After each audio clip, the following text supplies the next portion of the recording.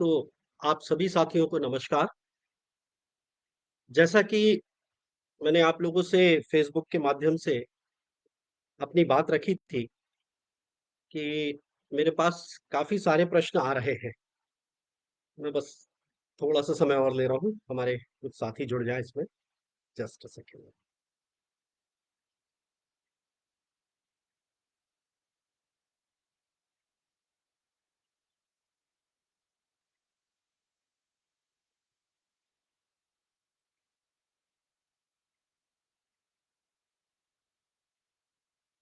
तो मैं बात अपनी शुरू करता हूँ। जब से मैंने ये वाली फ़ेसबुक पोस्ट अपनी डाली है, मुझे काफ़ी सारे कार्यकर्ताओं का संदेश भी आ रहा है और मैं प्रयास किया है मैंने उन सभी कार्यकर्ताओं के जो संदेश है उसको नोट करके अपनी बात में उनको शामिल कर सकूं, क्योंकि आज का ये संवाद जो है वो मुख्य रूप से आज हमारे जो संगठन भारतीय जनता पार्टी संगठन के कार्यकर्ता हैं और जो मेरी विचारधारा, जहां से मेरा पूरा मस्तिष्क जो है वो चलना शुरू होता है, जहां से इसका जन्म हुआ है, राष्ट्रीय स्वयंसेवक संघ की जो विचारधारा है उससे जुड़े हुए जितने भी हमारे स्वयंसेवक हैं, मैं उनके बीच आज अपना पक्ष रखना चाहता हूं। ईमानदारी से कहूं, मैं संवाद नहीं करना चाहता हूं, क्योंकि ये पक्ष और संवाद इस तरह का हो सकता है कि जब से मैंने ये अभियान अपना शुरू किया, अभियान तो पता नहीं ठीक है कि नहीं कहना, जब से मैंने तीरथ राज अग्रवाल प्रकरण को उठाया है, तब से मेरे पास बहुत सारे लोगों के अलग-अलग प्रश्न आ रहे हैं और निश्चित तौर पे इसमें अधिकतर प्रश्न जो हैं, वो संदेह की योनि से जन्मे हैं। तो ये जो गर्भ है ना, संदेह का गर्भ है, वहां से जन्मे हैं। तो सबका एक ही प्रश्न आ रहा है कमोबेश, और वो ये आ रहा है कि भाई प्रतीक यार, इससे आपको फायदा क्या होने वाला है, ये जो आप पूरा कर रहे हैं, इससे आपको लाभ क्या मिलने वाला है? इससे आपको लगता नहीं है कि आपकी जो टिकट की दावेदारी है या आप कहीं संगठन में मान लीजिए जिम्मेदारी मिलने वाली है, तो वो क्या कमजोर होने वाली है? और ऐसे तमाम प्रश्न। मैं तो आपसे कहूं, एक मुझे सबसे बड़ा दुख कब हुआ, जब अभी 4-5 दिन पहले मेरे एक स्कूल के मित्र का फ़ोन आया। आज वो संगठन में तथाकथित रूप से बड़े पदाधिकारी के रूप में घूम रहे हैं पूरे प्रदेश में। उनका मेरे पास फ़ोन आया कि प्रतीक, क्या कर रहे हो यार तुम? मैंने कहा क्या हुआ? तो बोले यार, ये जो तुम बात कर रहे हो ये संगठन के विरोध में जा रही है। और तो मैंने कहा तुमने मेरा वीडियो सुना है कि नहीं पूरा? तो बोले नहीं, लेकिन ये जो तुम कर रहे हो ठीक नहीं। मैंने फिर प्रति प्रश्न किया कि तुमने मेरा वीडियो सुना है कि नहीं? दोनों वीडियो पूरे सुने हैं कि नहीं? तो उनकी बात से जो मुझे बिल्कुल स्पष्ट हुआ कि उन्होंने मेरा वीडियो नहीं सुना था।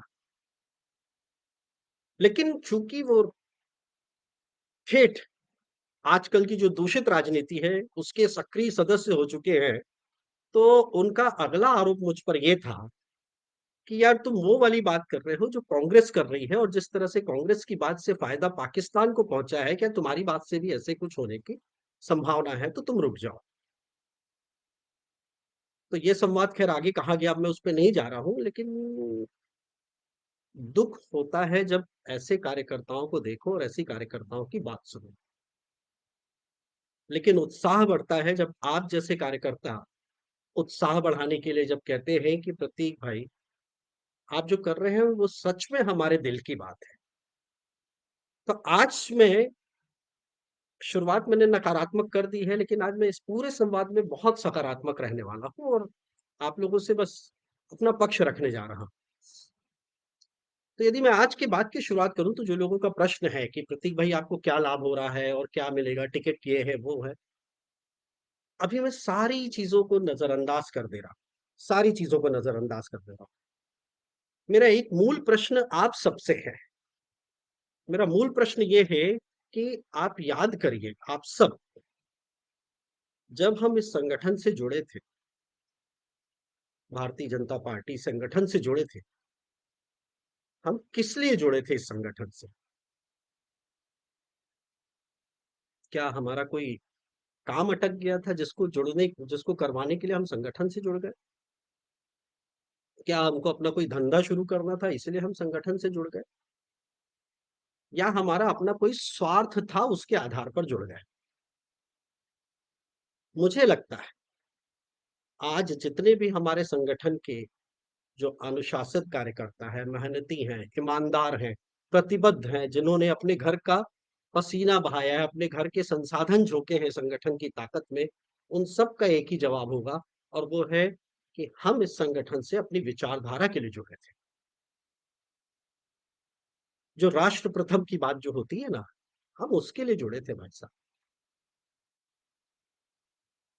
तो जब हम उसके लिए जुड़े थे, आज हम जो स्थितियाँ देख रहे हैं, मेरे पास अभी भी लगातार मैसेंजर में मैसेज आ रहे हैं कार्यकर्ताओं के। मैं असल में बात दरअसल दूसरी करने वाला था आज, लेकिन पिछले 1 घंटे में जो कार्यकर्ताओं के संदेश आए हैं, तो मैंने अपनी पूरी बात का जो है, वो रुख जो है वो मोड़ दिया है। और मैं इसीलिए ये संदेश लगातार देखते जा रहा हूँ कि जब हम किसी धंधे के लिए नहीं जुड़े, किसी स्वार्थ से नहीं जुड़े, हाँ, एक स्वार्थ एक पक्ष होता है, मानवीय स्वभाव है।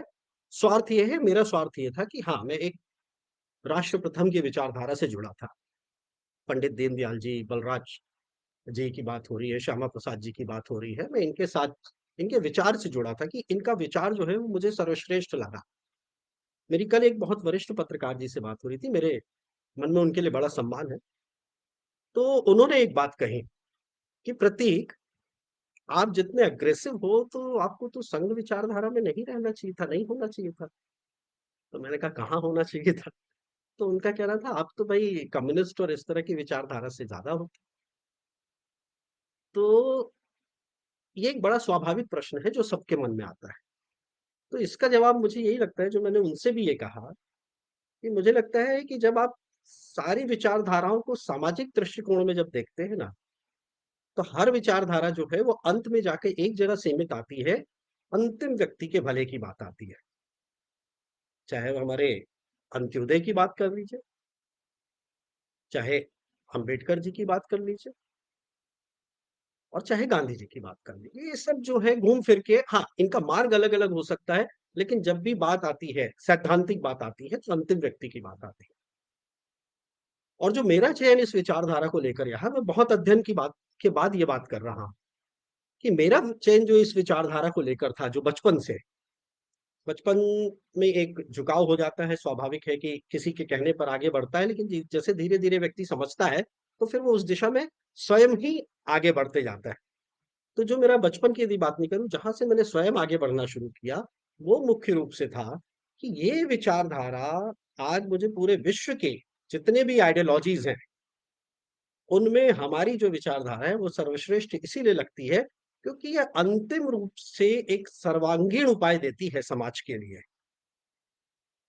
ये सर्वांगीण उपाय क्या है, मैं इस पे अभी अलग से बात करूँगा, वीडियो लंबा आज नहीं करना है, मैं हर बार कहता हूँ लेकिन हो जाता है, आप लोगों से बात करते-करते। ये विचारधारा इकलौती ऐसी है, जब हम कार्ल मार्क्स पे जाते हैं तो वो संघर्ष की बात करती है, खैर मैं फिर उधर नहीं छेड़ रहा हूँ। तो ये विचारधारा एक ऐसी है जो सर्वांगीण उपाय देती है और जब ये सर्वांगीण उपाय देती है, हल देती है, समाधान देती है, तो मैं इसीलिए इस विचारधारा के पक्ष में आया। लेकिन अब क्या हुआ, आज की स्थिति क्या है? आज की स्थिति ये है कि जो मैंने अपने साथी कार्यकर्ता और स्वयंसेवक की बात की, कि हम जुड़े तो विचारधारा से, लेकिन आज जिस गति से हमारी सरकार दौड़ रही है,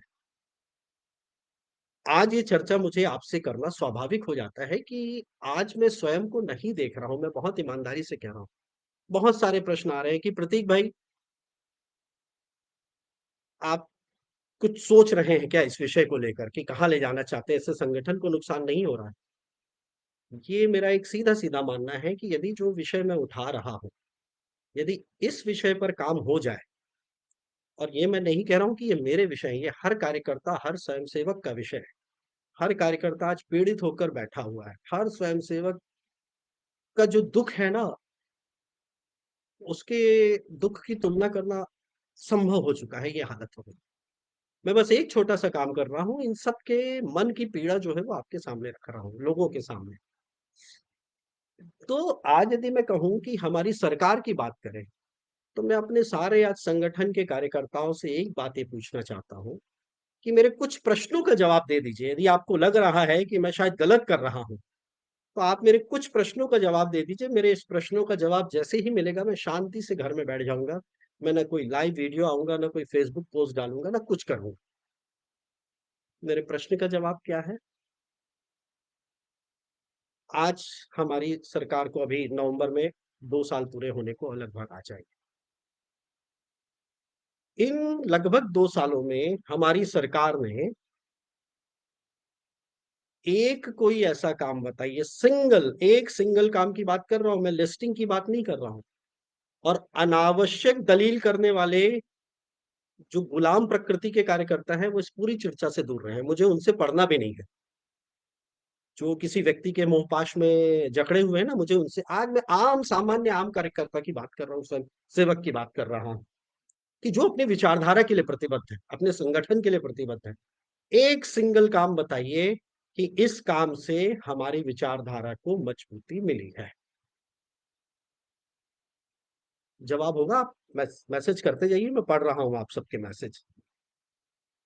फिर दूसरी बात मैं कर रहा हूं कि एक हमारी सरकार का ऐसा काम कर बताइए जिससे कि हमारे संघ की विचारधारा को मजबूती मिली हो, संघ की विचारधारा। एक सिंगल काम। संघ अपनी तरफ से जमीन पे बहुत मजबूती से लगा है, पूरे हमारे स्वयंसेवक निष्ठा के साथ लगे हुए हैं। एक सिंगल काम बताइए जिससे हमारी संघ की विचारधारा को मजबूती मिले। कोई भी संगठन होता है ना, वो हमेशा चाहता है कि उनकी सरकार इसीलिए आए क्योंकि जो उनके उद्देश्य हैं उस दिशा में वो आगे बढ़े, सामाजिक विकास और जो विकास के पैमाने मानदंड है उनके साथ, वो उनकी जो विचारधारा है उसको भी आगे बढ़ाया जाए। मुझे कहने में कोई गुरेज नहीं है। जिनको लगता है कि संघ की विचारधारा गलत है, उनको एक बार ना संघ का जीवन व्यतीत करना चाहिए, संघ को अच्छे से अध्ययन करना चाहिए। ये जो कांग्रेस और तथाकथित कम्युनिस्ट वाली जो आइडियोलॉजी, इनकी भी जो व्हाट्सएप यूनिवर्सिटी चल रही है ना, इनकी जो तथाकथित गैंग चल रहे हैं, इनको छोड़कर एक बार संघ का स्टडी कर लीजिए साहब। जीवन नहीं बदल गया तो आप कहिएगा। आपकी चिढ़, पता है आप हमको क्यों थोड़ा सा कमजोर कर पाते हैं? ये हमारे संघ और संगठन की कमजोरी नहीं है साहब। हम कमजोर कहां पड़ते हैं? जहां पर हमारे ये जो तथाकथित लोग बैठे हुए हैं ना आज सत्ता में, ये जब अपनी विचारधारा और अपने संगठन मूल्य और संघ को भूल जाते हैं ना, तो ये जो काम करते हैं ना, इससे हम कार्यकर्ताओं के दिल पे चोट पड़ती है। तब हम कार्यकर्ताओं को कहते नहीं बनता है कि सब, कांग्रेस ने जो 5 साल में किया भूपेश बघेल सरकार ने, तुम्हारी सरकार तो उससे आगे काम कर रही है। सब हमारा चेहरा तब शर्म से झुक जाता है। हमारा चेहरा विचारधारा और इससे नहीं झुकता है। तो मैं इसीलिए कह रहा हूं कि इस सरकार का एक काम बताइए, सिंगल काम, जिससे विचारधारा मजबूत हुई हो, जिससे संघ के कार्य के लिए, संघ कार्य के लिए कोई अभियान, मार्ग प्रशस्त हुआ हो। या तीसरा, मैं सबसे बड़ी चीज कह रहा हूं कि जिससे हमारे कार्यकर्ता के सम्मान में थोड़ी सी भी वृद्धि हुई, रत्ती भर भी वृद्धि हुई है। इन तीन में से किसी भी प्रश्न का एक सिंगल जवाब दीजिए, मैं अपनी फेसबुक लाइव आना छोड़ दूंगा और अपने पोस्ट डालना छोड़ दूंगा और घर में आप चुपचाप बैठ जाऊंगा। क्योंकि मैं पहले भी चुपचाप ही बैठा हुआ था।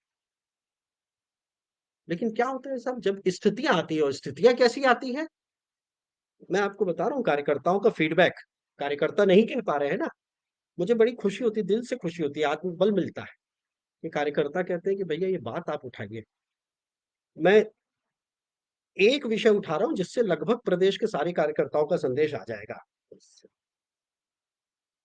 अब जो बात आ रही है कि कार्यकर्ता कहते हैं कि साहब, हम जब बात रखते हैं तो हमारे ऊपर ये आरोप लग जाता है कि आप अनुशासनहीनता कर रहे हैं। और दूसरी बात कही जाती है कि सब चिंता कर लेंगे, हम लोग कर लेंगे, हम लोग बैठे हुए, आप जाइए, आपने बात रख दी, ठीक है, आप जाइए, हम लोग चिंता कर लेंगे। पहली बात, अनुशासन जो है ना हमारे, अब मैं कार्यकर्ताओं से बात कर रहा हूँ, अपने कुछ वो भाई साहब लोगों से बात नहीं कर रहा हूँ जिन्होंने कार्यकर्ताओं की मेहनत, कार्यकर्ताओं के श्रम से जो अपने महल बनाए हैं ना तालिकाओं वाले, मैं उनकी बात नहीं कर रहा हूँ। मैं उन कार्यकर्ताओं से बात कर रहा हूँ जो साइकिल से निकलते हैं सुबह से, अपने घर का पैसा लगाते हैं घर में, 500 रुपए रखा होगा ना, उसमें से भी 10 रुपए खर्च कर देते हैं, 20 रुपए, 50 रुपए, 100 रुपए, और दिन भर के बाद आते हैं मेहनत करके, शाम को फिर अपने पारिवारिक कामों में लगते हैं। मैं ये उन कार्यकर्ताओं की बात कर रहा हूँ। इसलिए मैं अभी भाई साहब लोगों के विषय में नहीं छेड़ रहा हूँ। तो मैं जो बात कह रहा हूँ कि कार्यकर्ताओं को जो अनुशासन की बात कही जाती है ना, कार्यकर्ता कहते हैं कि साहब, मैं हम लोग जब भी कोई बात रखते हैं तो हमको अनुशासन का बात कही जाती है कि आप अनुशासित कार्यकर्ता नहीं है। आज मैं सारे अपने कार्यकर्ताओं और स्वयंसेवकों से एक बात ये कहना चाहता हूँ कि अनुशासन जो है ना, एकांकी जो है वो पक्ष नहीं है। अनुशासन हमेशा सापेक्षिक पक्ष है। सापेक्षिक मतलब थोड़ा हिंदी क्लिष्ट हो रही होगी, मैं सरल करता हूं उसको। अनुशासन जो है वो सापेक्षिक है कि यदि कोई व्यवस्था बनी हुई है तो वहां अनुशासन पालन होना चाहिए। लेकिन जब व्यवस्था ही नहीं है तो हम किस अनुशासन का पालन करें? कौन सी व्यवस्था की आप बात कर रहे हैं? कहाँ की व्यवस्था है? आज छत्तीसगढ़ सरकार नंबर 1 हो चुकी है घोटालों में। कैसे? आईएएस एसोसिएशन की मीटिंग देख लीजिए।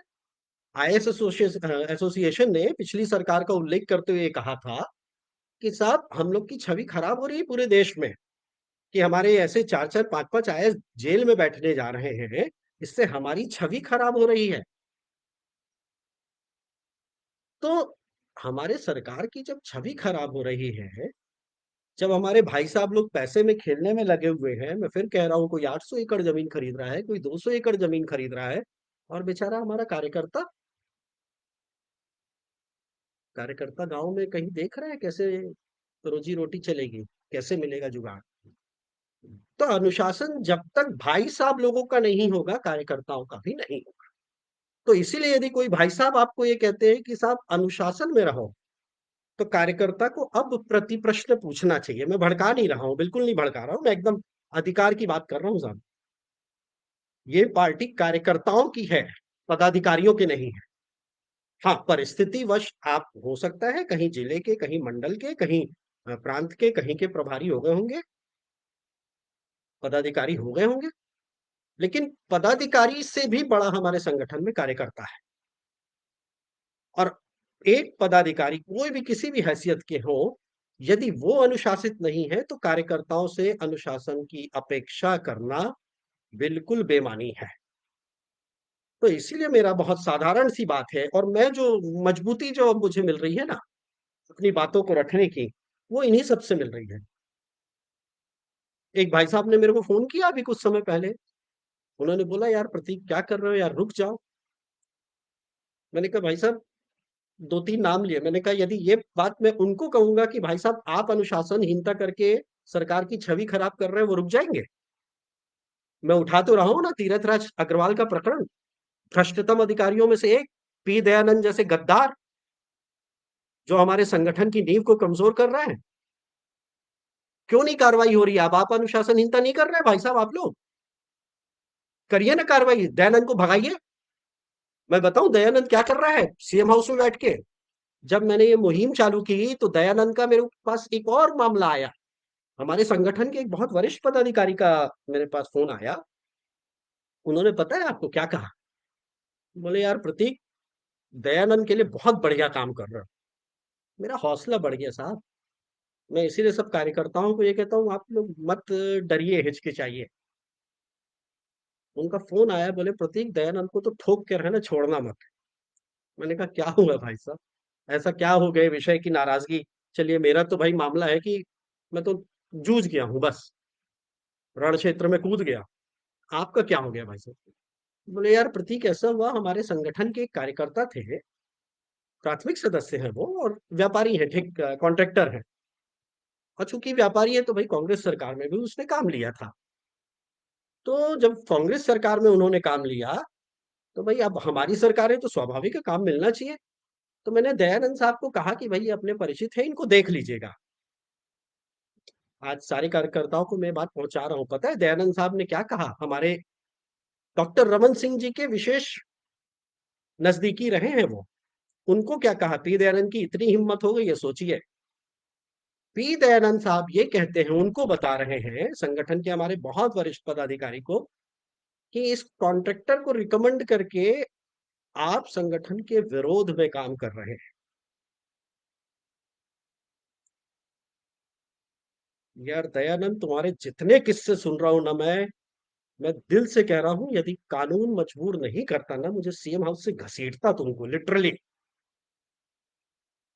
घसीट लेता तुमको सीएम हाउस से। सिर्फ कानून के कारण बना, उस कानून, संगठन भी नहीं रोक पाता मेरे को। तुम्हारे जैसा आदमी हमारे बड़े पदाधिकारियों को बताएगा कि तुम संगठन की विचारधारा के खिलाफ काम कर रहे हो। यार आज मैं इधर नहीं जाना चाह रहा हूँ दयानंद, चुप हो जाओ तुम यार, बता रहा हूँ चुप हो जाओ, लिटरली बता रहा हूँ। तो अब आप सोचिए, ये जो अनुशासन है ना, ये हमारे कार्यकर्ताओं के लिए बना हुआ है। ये जो अनुशासनहीन लोग हैं ना, उनके लिए अनुशासन की व्यवस्था नहीं है। तो इसीलिए छोड़ दीजिए ये सब बातें। यदि आपकी बात संगठन के लिए सही है, ये आपको दिल से आवाज आनी चाहिए। यार प्रतीक, ये जो तुम फेसबुक लाइव कर रहे हो, इससे संगठन को फायदा होगा कि नुकसान होगा? मेरे दिमाग में हजार चीज चल रही है ना, लेकिन जब मेरा दिल कहता है ना, कर लिया मैंने। और मुझे पता है अंतिम रूप से मेरा एक भी कदम मेरे संगठन और मेरी विचारधारा के नुकसान के लिए नहीं होगा। यदि ये पी दयानंद और ऐसे जो नाम लेता हूँ ना मैं, ओपी चौधरी और तमाम लोग जिनके नाम ले रहा हूँ, तीरथ राज अग्रवाल की बात बता रहा हूँ, ये हमारे जो मैंने आप लोगों से सवाल पूछा ना, अब जो जो मेरे बारे में सवाल पूछता है ना कि ये व्यक्ति संगठन और संघ की छवि कमजोर करने के लिए काम कर रहा है, उनको ये वीडियो जरूर भेजिए। एक हमारे संघ के आनुषंगिक संगठन के राष्ट्रीय पदाधिकारी आए थे, तीरथ राज अग्रवाल जी ने केदार कश्यप जी के 10 मिनट बैठा के रख दिया उनको, 15 मिनट। वो पदाधिकारी उस स्तर के थे कि केंद्रीय स्तर पे केंद्रीय मंत्री उनके सामने, भाई साहब अनुमति हो तो निकल जाता हूँ, ये बात करते हैं। ये इतनी हिम्मत है। और तीरथ राज जी आराम से पैर के ऊपर पैर चढ़ाते हुए अपना मोबाइल में बात करते हुए लगे थे। उनको इतनी तहजीब नहीं थी कि उनको थोड़ा सा समय देकर आदर पूर्वक सम्मान दे दिया जाए। तो आप उम्मीद करते हैं कि ये जो नालायक लोगों की कौम बैठी हुई है हमारे संघ और संगठन की विचारधारा को मजबूत करेगी? मत पड़िए अनुशासन में। अनुशासन सापेक्षिक है। यदि हमारे पदाधिकारी, बड़े पदाधिकारी और बड़े भाई साहब लोग अनुशासन का पालन नहीं कर रहे हैं, तो ये पार्टी संघ कार्यकर्ताओं की है।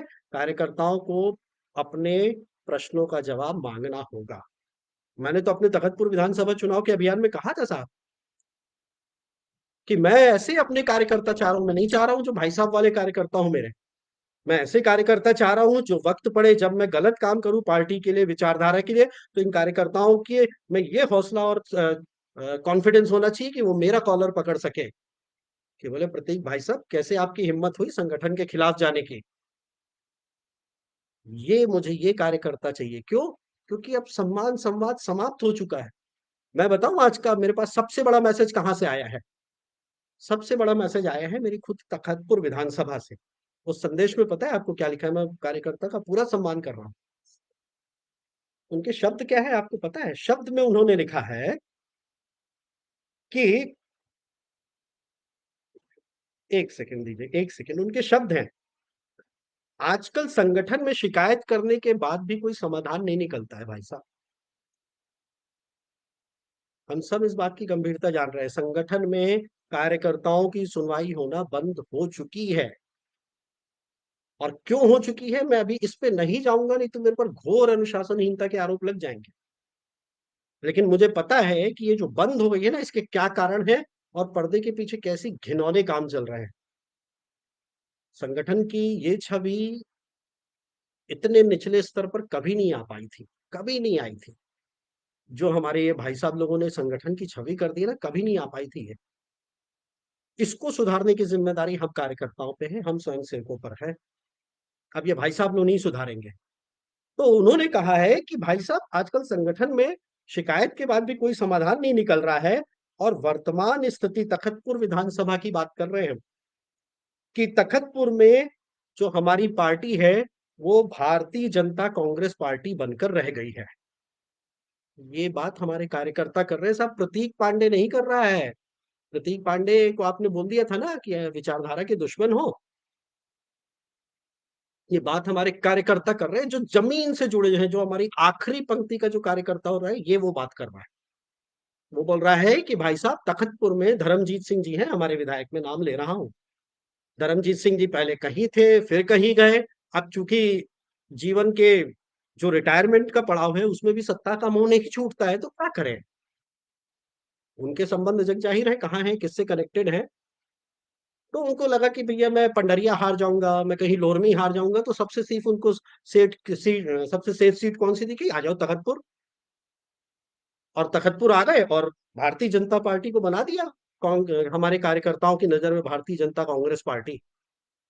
कार्यकर्ता आगे लिख रहे हैं, सिर्फ दल बदलुओं को पद से सम्मान और मंच में स्थान मिल रहा है, सिर्फ दल बदलुओं को। मूल कार्यकर्ता, वरिष्ठ कार्यकर्ता कहाँ गायब है, किसी को नहीं पता है, ना कोई पूछने वाला है।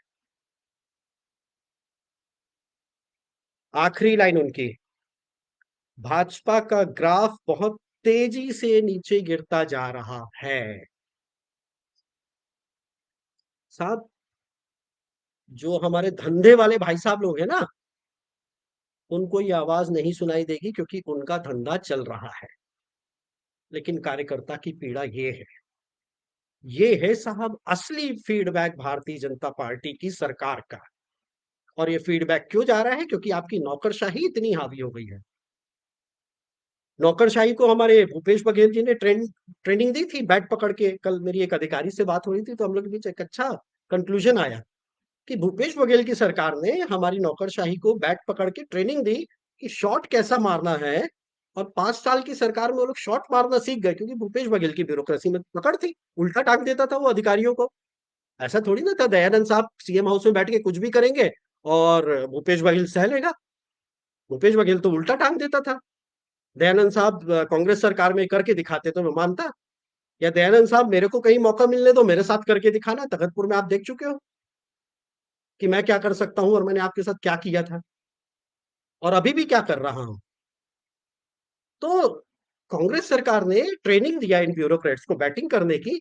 और भाजपा की सरकार में इन ब्यूरोक्रेट्स, नौकरशाही, आईएएस को अच्छी पिच मिल गई है और ये शानदार बैटिंग कर रहे हैं। इस टेंडर से पैसा निकालो, वो काम उसको अलॉट करो, यहाँ पर इतनी ट्रक कोल में लगेगी, यहाँ शराब में इतना परसेंट आएगा। अरे साहब, मतलब लूट मारा है, प्रदेश को लूट मारा है।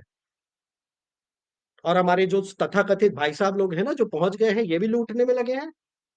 और कार्यकर्ता कार्यकर्ता कह रहे हैं साहब हमारा एक काम नहीं हो रहा, एक काम। काम तो छोड़ दो, अब तो सम्मान भी नहीं है। कार्यकर्ता तो हमारा सम्मान चाहता था, काम तो कभी मांगा ही नहीं। आज तो आप भारतीय जनता पार्टी का इतिहास निकाल के देख लीजिए, कांग्रेस के कार्यकर्ता फल फूल गए, लेकिन हमारे भाजपा के कार्यकर्ता आज भी, शायद उसकी पहले की साइकिल होगी वो भी टूट गई साहब। पाटन का तो मैंने उदाहरण आपको दिया ही था। तो आज मैं आप लोगों से जो कहने आ रहा हूं कि यदि ये परिस्थिति नहीं संभली, मेरी बात आप लोग मानिए, आप लोग बेहतर समझ रहे हैं मुझसे, क्योंकि ये फीडबैक मुझे आप लोगों से ही मिल रहा है। आज चल रहा है, जून शुरू हो गया है, ये दिसंबर आने वाला है, नवंबर। 2 साल पूरे हो जाएंगे।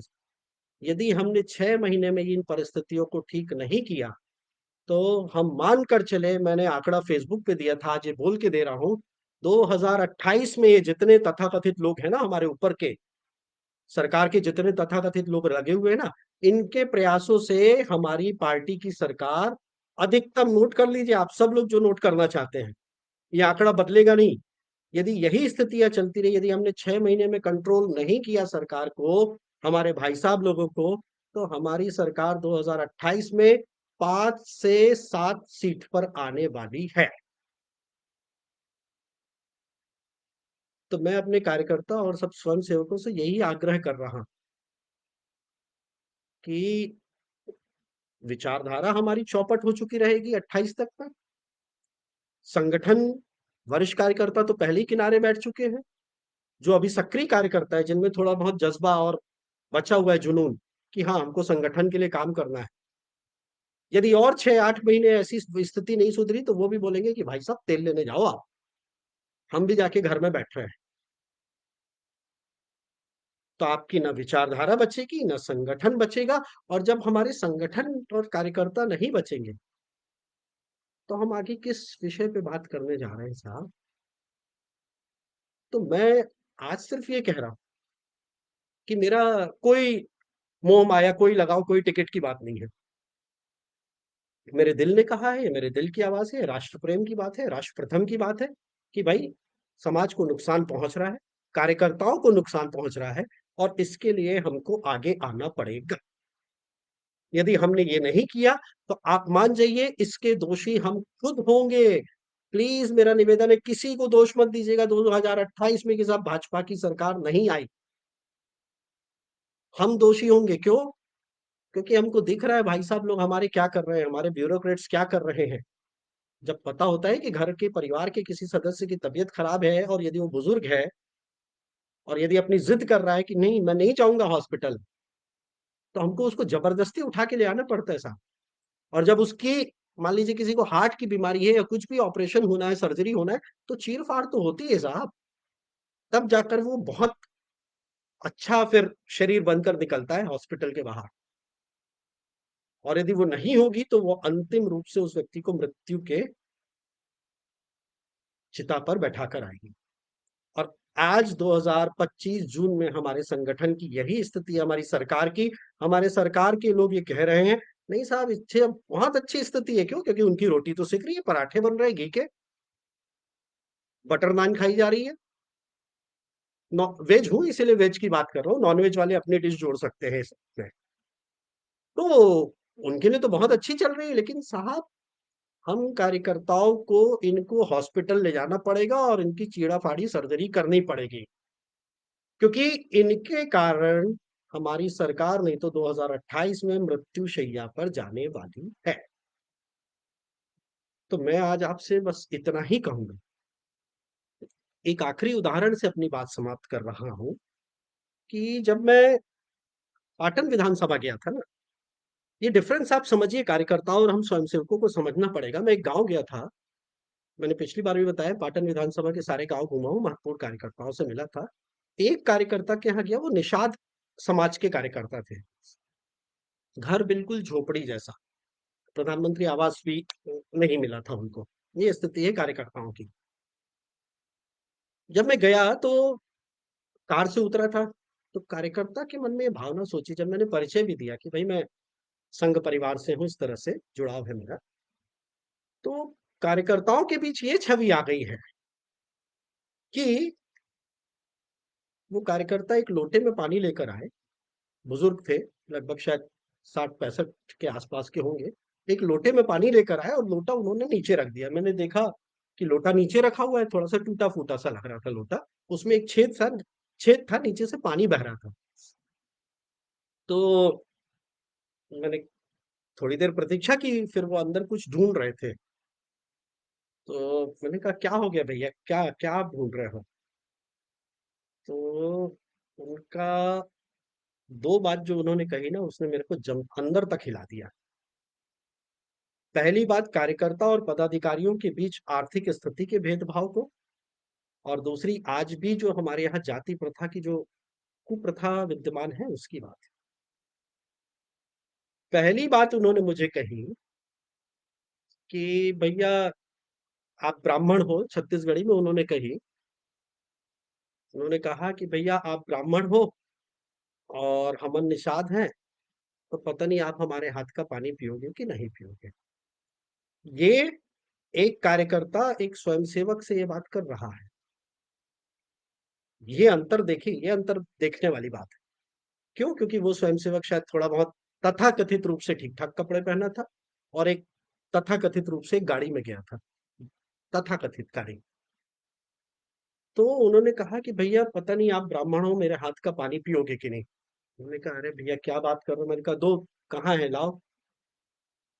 तो वो फिर बोले कि भैया बोले एक ठो गिलास ढूंढ रहा था, गिलास पता नहीं कहाँ रख दिया हूँ, क्योंकि ये लोटा खराब है और लोटे में छेद है, तो आप पानी पीते आपसे बनेगा कि नहीं। तो मेरी हिम्मत नहीं हुई आपको पानी देने की। ये एक छोटी सी घटना नहीं थी, यदि आप इसके विश्लेषण में जाएंगे ना, ये हमारे संगठन की स्थिति को बयां करता है कि कार्यकर्ता और पदाधिकारियों के मन में आज भी कितना बड़ा अविश्वास बैठा हुआ है। आज भी जो एक आर्थिक दूरी है ना, विषमता है, वो हम अपने संगठन के कार्यकर्ताओं के मन में से नहीं निकाल पाए हैं। अपने संगठन के कार्यकर्ताओं का आत्मविश्वास नहीं जगा पाए हैं। तो मैं बस अपनी बात यहीं से समाप्त कर रहा हूँ कि अब जो मेरी ये पूरी जो उठ खड़े होने वाली बात है ना, ये सिर्फ इसी की बात है कि संगठन के कार्यकर्ताओं को सम्मान मिलना चाहिए, नौकरशाही के शासन का अंत होना चाहिए और भ्रष्ट व्यवस्था जो चल रही है इसमें तत्काल रोक लगनी चाहिए। मैं फिर कह रहा हूँ, शिष्टाचार वाली भ्रष्टाचार पे मैं चोट नहीं कर रहा हूँ, लेकिन आपने हर जगह जो घोटाले का गढ़ बना दिया है ना, पद्मिनी भोई साहू सीजीएमएससी में बैठी अभी तक बची हुई है। अगला टारगेट पद्मिनी आप मेरी हो, ये ध्यान रखना। मैं आपको बहुत बुरी तरह टारगेट करने वाला हूँ, बस ये निपट जाए ना, दयानंद को निपटा लूं पहले। दयानंद निपट जाए, उसके बाद आप, आपके भी बड़े अच्छे अच्छे तगड़े कच्चे चिट्ठे बैठे हुए हैं। और दयानंद जी, मैं आपको एक खुशखबरी सुना दूं, आप निपटने वाले हैं एकदम। भले यहाँ सुबोध सिंह साहब मेरे को जवाब नहीं दे रहे हो, लेकिन आपकी पूरी फील्डिंग हो गई है, आप जाने वाले हो, आप एकदम। हाँ, ये है कि हमारे यहाँ संगठन की एक व्यवस्था है, तो आप एकदम तत्काल नहीं जा रहे हैं, लेकिन एकदम तय हो गया है, आप जाने वाले हैं। तो मैं आपको खुशखबरी इस मंच के माध्यम से सुना रहा हूँ। लोगों को लग रहा होगा कि मैं शांत हो गया न्यायिक जांच की मांग करके, तो मैं बता दूं कि जयंत साहब निपट गए हो आप।